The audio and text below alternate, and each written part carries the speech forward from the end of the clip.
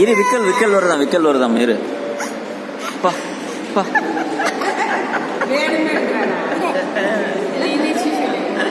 చూడు